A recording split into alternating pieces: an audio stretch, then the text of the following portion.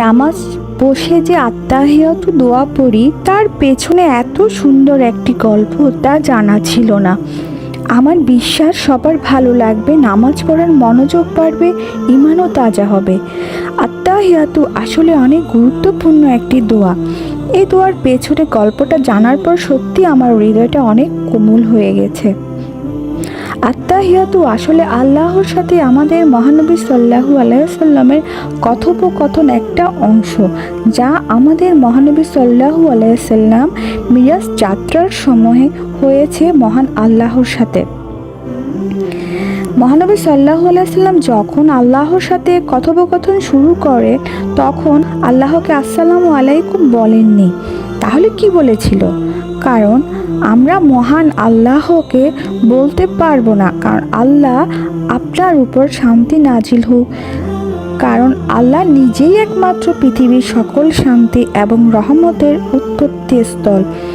মহানবী সাল্লাল্লাহু আলাইহি ওয়াসাল্লাম আল্লাহকে উদ্দেশ্য করে বলেছিলেন, আত্তাহিয়াতু লিল্লাহি ওয়াসসালাতু ওয়াত-তাইয়্যিবাতু, অর্থ যাবতীয় সম্মান, যাবতীয় উপাসনা, যাবতীয় পবিত্র বিষয় আল্লাহর জন্য।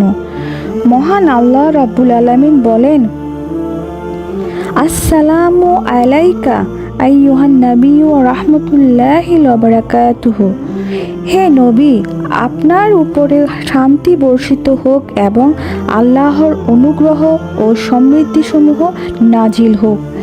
এতে মহানবী সাল্লাল্লাহু আলাইহি ওয়াসাল্লাম বলেন, আসসালামু আলাইনা ওয়া আলা ইবাদিল্লাহিস সালিহিন, আল্লাহর সমৃদ্ধি শান্তি বর্ষিত হোক আমাদের উপরে, আল্লাহর সৎকর্মশীল বান্দাদের উপরে।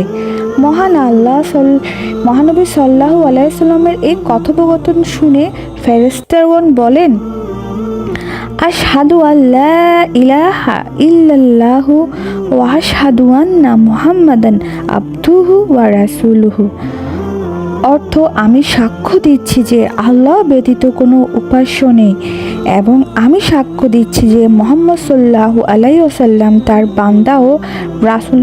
সুবহানাল্লাহ। এখন আমি এবং আপনি আত্তাহিয়াতুর গুরুত্ব এবং ইতিহাস জানতে পারলাম।